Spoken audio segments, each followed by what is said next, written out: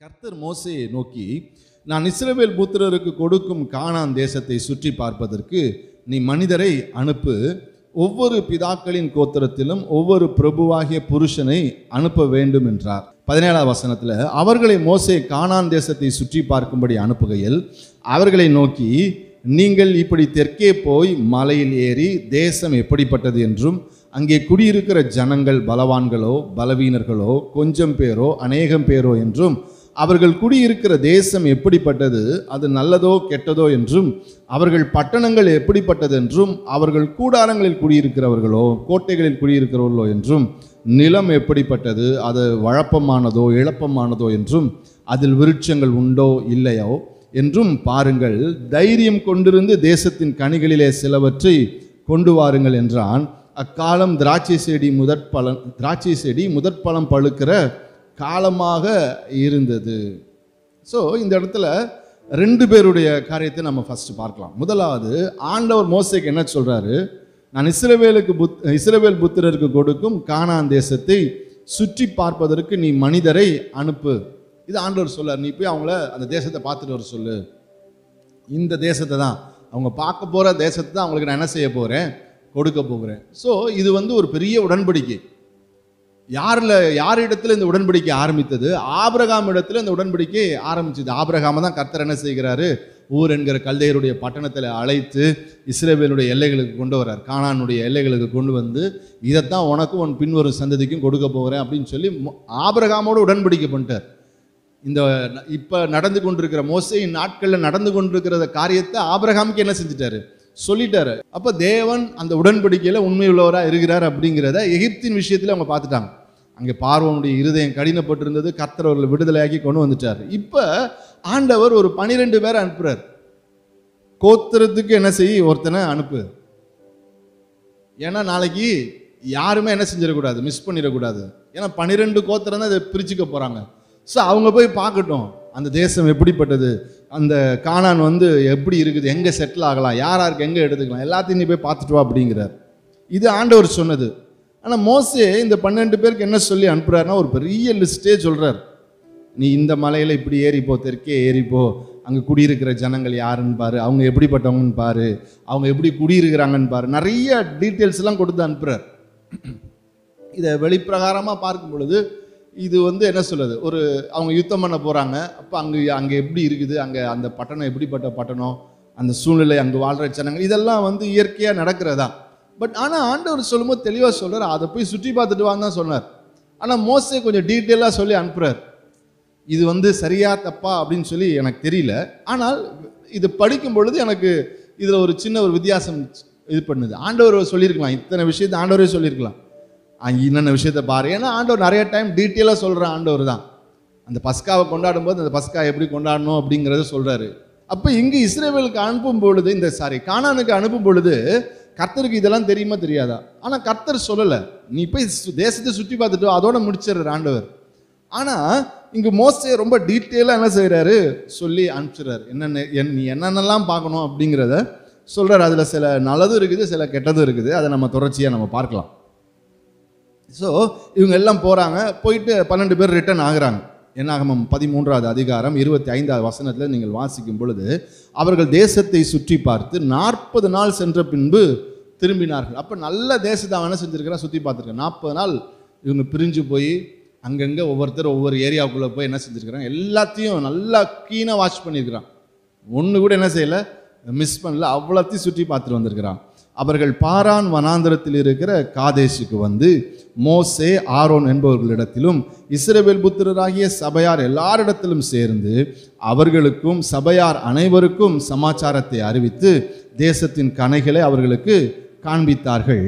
அவர்கள் மோசேயை நோக்கி, நீர் எங்களை அனுப்பின தேசத்துக்கு நாங்கள் போய் வந்தோம், அது பாலும் தேனும் ஓடுகிற தேசம்தான், இது அதனுடைய கனி. ஆனாலும் அந்த தேசத்தில் குடியிருக்கிற ஜனங்கள் பலவான்கள், பட்டணங்கள் அரணிப்பானவைகளும் மிகவும் பெரியவைகளுமாய் இருக்கிறது. அங்கே ஏனாக்கின் புத்திரரை கண்டோம். அமலேக்கியர் தென்புறத்தின் தேசத்தில் குடியிருக்கிறார்கள். ஏத்தியர், எபூசியர், எமோரியர் மலைநாட்டில் குடியிருக்கிறார்கள். கானானியர் கடல் அருகேயும் யோர்தான் அண்டையிலும் குடியிருக்கிறார்கள். இவங்க ரிப்போர்ட் கொடுத்துட்டாங்க. இந்த 12 பேர் ரிப்போர்ட் கொடுக்குறாங்க. என்ன ரிப்போர்ட் கொடுக்குறாங்க, அது பாலும் தேனும் ஓடுகிற தேசம்தான். அப்ப தேவன் நமக்கு சொன்னபடி ஒரு சரியான இடத்துக்கு தான் கூட்டு வந்திருக்கிறாரு. அப்ப ஆண்டவரை பொறுத்த வரைக்கும் அந்த தேசம் எப்படி அப்படிங்கிறத பார்த்துட்டு வந்துரு, அவ்வளவுதான். பெருசா வேற ஒன்றும் என்ன செய்யாத. மோசையும் அதுதான் சொல்லி அனுப்புறாரு. ஸோ நீ பாரு, சுற்றி பாரு, என்னென்னலாம் பார்த்துட்டு வா. இவங்க எல்லாமே நல்லா ரிப்போர்ட் கொடுக்குறாங்க. இந்த 11 பேரோட ரிப்போர்ட் இப்படி தான் இருக்குது.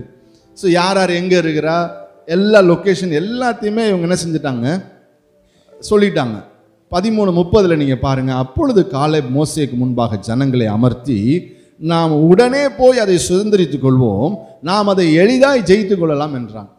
ஸோ 11 பேருடைய அறிக்கை, அந்த தேசம் நல்ல தேசம், அங்கு பாலும் தேனும் ஓடுது, கர்த்தர் சொன்ன மாதிரி பாலும் தேனும் ஓடுது. அதுக்கு சாட்சி அவங்க என்ன செய்யறாங்க, ஒரு குல திராட்சையை அறுத்து அவங்க என்ன செய்யறாங்க, ஒரு தடியில கட்டி தோல்ல சுமந்துட்டு வராங்க.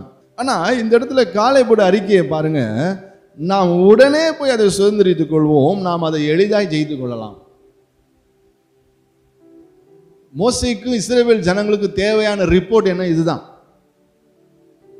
யார் யார் எங்க இருக்கிறாங்க அதெல்லாம் ஓகே. ஆனா இப்ப அவங்க என்ன செய்யணும், அதை சுதந்திரித்துக் கொள்ளணும். கர்த்தர் கொண்டு வந்துட்டாரு, கானானுக்கு அருகில கொண்டு வந்துட்டாரு. அந்த மலை மேல ஏறி போயிட்டோம்னா கானான் என்ன செஞ்சுக்கலாம், சுதந்திரிச்சுக்கலாம். எல்லாம் கரெக்டா இருக்குது. அப்ப இன்னைக்கு தேவையான ரிப்போர்ட் என்ன, இப்ப நம்ம போனா ஈஸியா அதை ஜெயிக்கலாம். இவ்வளவு பேர்லாம் இருந்தா கூட பிரச்சனை இல்லை, ஈஸியா நம்மளால ஜெயிக்க முடியும். இவங்க அடுத்து என்ன செய்யணும், யுத்தத்துக்கு போகணும். இங்கேதான் ஒரு ஆவிக்குரிய யுத்தம் துவங்குகிறது. காலேப் சொல்றாரு, உடனே போய் அதை சுதந்திரித்துக் கொள்வோம், நாம் அதை எளிதாய் ஜெயித்துக் கொள்ளலாம் என்றார் அப்படின்னு சொல்லி. ஆனா திரும்ப அந்த 11 பேர் அவங்க என்ன பண்றாங்க, 31ஆம் வசனத்திலிருந்து, அவனோட கூட போய் வந்த மனிதரோ நாம் அந்த ஜனங்களோட எதிர்க்க நம்மாலே கூடாது, அவர்களில் நம்மை பார்க்கிலும் பலவான்கள் என்றார்கள். நாம் போய் சுற்றி பார்த்து வந்த தேசம் தன் குடிகளை பட்சிக்கிற தேசம், நாங்கள் அதிலே கண்ட ஜனங்கள் எல்லாரும் மிகப்பெரிய ஆட்கள்.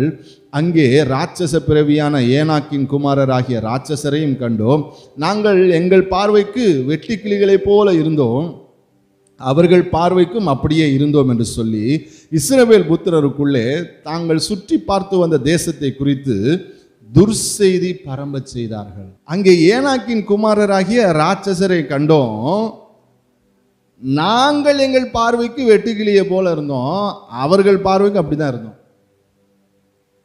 இப்ப அவங்களெல்லாம் பார்த்தோன்னே இவனுக்கு என்ன ஆயிடுச்சு, இவன் ஒரு சாதாரண பிறவி மாதிரி இவன் மாறிட்டான். அவெல்லாம் பெரிய ஆளு, பெரிய ராட்சசன். என்ன நான் பார்க்கும்போது நானே எப்படி தெரியுதான் இருக்கிறேன், மட்டமா தெரியுறேன், அவெல்லாம் பயங்கரமா இருக்கிறான். பாருங்க எப்படிப்பட்ட ஒரு மனநிலை உருவாகிருச்சு.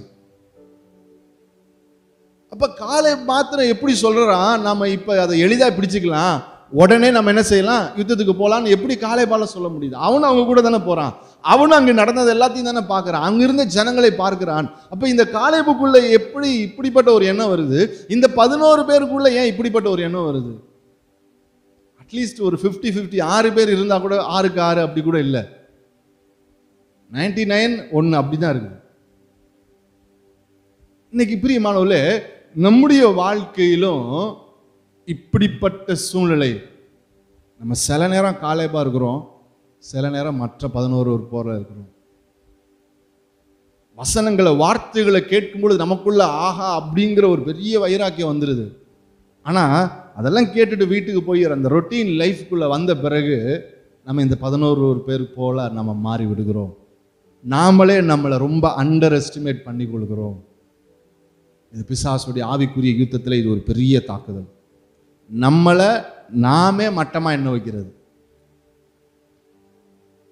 இன்னைக்கு நம்முடைய வாழ்க்கையில அப்படிப்பட்ட காரியத்தினால நிறைய வெற்றிகளை நம்ம இழந்து நிற்கிறோம். ஏன் காலேபால அப்படி சொல்ல முடிந்தது? ஏன்னா எகிப்திலே தேவன் தம்முடைய கரத்தை நீட்டி செய்த அத்தனை காரியங்களை அவன் பார்க்கிறான், கண்ணுக்கு கண்ணா பார்க்கிறான். எகிப்தை விட்டு வெளியே வர்றது அவ்வளோ ஈஸியான விஷயம் அல்ல. 400 வருஷம் 4 தலைமுறை அடிமையா இருந்தவங்கள ஒரே இரவில் அத்தனை லட்சம் ஜனங்களையும் கர்த்தர் என்ன செய்யறாரு, தப்பிச்சு கொண்டு வரல, ஜெயிச்சு கொண்டுட்டு வர்றாரு. அவன் கண்ணை கட்டி உங்களுக்கு தெரியாம மறைச்சு அப்படியே கொண்டு வந்து வனாந்தரத்தில் வைக்கலங்க, தேவன் இறங்கி யுத்தம் பண்ணாரு. அந்த யுத்தம் எப்படிப்பட்ட யுத்தம், இறங்கி தலைச்சன்களை அடிக்கிறாரு. மனுஷன் முதற்கொண்டு அரண்மனையில் துவங்கி சாதாரண வீட்டு ஆள் வேலைக்காரன் முதற்கொண்டு இருக்கு, அவன் வீட்டில் இருக்கிற தலைச்சன் பிள்ளை முதற்கொண்டு மிருகத்தின் தலைச்சன் வரைக்கும் எல்லாத்தையும் அடிக்கிறாரு. தலைச்சன்களை அடிக்கிறது அப்படிங்கிறது சந்ததி மேலே விழுகிற அடி. அப்போ எகிப்தின் சந்ததி மேலே தேவன் யுத்தம் பண்ணார். அந்த ஒரு இரவிலே இவங்க யாரும் பட்டயத்தை எடுக்கல, போராட்டம் பண்ணல, கத்தல, கூப்பாடு போடல. இவன்லாம் விருந்து சாப்பிட்டுட்டு இருக்கிறான், ஆட்டை அடிச்சு நைட்டு சாப்பிட்டுட்டு இருக்கிறான், ரெடியா இருக்கிறான். எல்லாம் நடக்கவும் எல்லாம் வந்து ஓடு, புறப்பட்டு, தயவுசெய்து எங்களை விட்டு புறப்பட்டு போயிரு. இவன் இப்போ என்ன செய்தான்? கொள்ளையிட்டான்னு வேதத்தில் வாசிக்கிறோம். கொள்ளையிடுறத போல ஜனங்களிடத்துல இவங்களுக்கான பொருட்களை கேட்டு வாங்கிட்டு வந்தாங்க. அத்தனை வருஷம் அடிமைத்தனத்தில் வச்சிருந்தாங்கல்ல, அநியாயம் பண்ணாங்களா, அதற்குரிய பதில கர்த்தர் கொடுத்து அவங்களை அழைச்சிட்டு வந்தார். இதை கண்ணுக்கு கண்ணா காலேப் பார்க்குறாரு. அப்போ அவருக்கு தெரியுது, அப்போ எகிப்தை விட இந்த கானான் ஒரு பெரிய விஷயம் இல்லை. எகிப்தையே கர்த்தர் புரட்டி போட்டாரு. இந்த கானானை ஜெயிப்பது ஈஸியான காரியம். இந்த கானானை கண்டிப்பாக கர்த்தர் கொடுத்துருவார். ஏன்னா இது யாருக்கு பண்ண உடன்படிக்கை? என் முற்பிதாவுக்கு பண்ண உடன்படிக்கை. அப்போ அதில் அவர் உண்மை உள்ளவராக இருக்கிறார். 4 வருஷம் 400 வருஷம் 4 தலைமுறைக்கு அப்புறமும் அதை நினைவு கூர்ந்து ஏற்ற காலத்தில் தேவன் இன்னைக்கு என்னை விடுதலை பண்ணி என்னை கானானுக்கு அருகில் கொண்டு வந்துட்டாரு. நிச்சயமா இந்த கானானை நான் என்ன செய்வேன்? சுதந்திரித்துக் கொள்வேன்.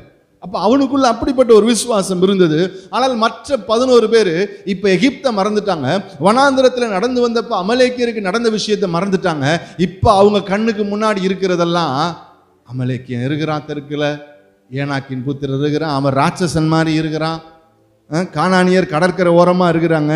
அவங்க பார்வைக்கு நாங்கள் எப்படி இருக்கிறோம்? வெட்டுக்கிளியை போல இருக்கிறோம். எங்கள் பார்வைக்கே நாங்கள் வெட்டுக்கிளியை போல தான் இருக்கிறோம்.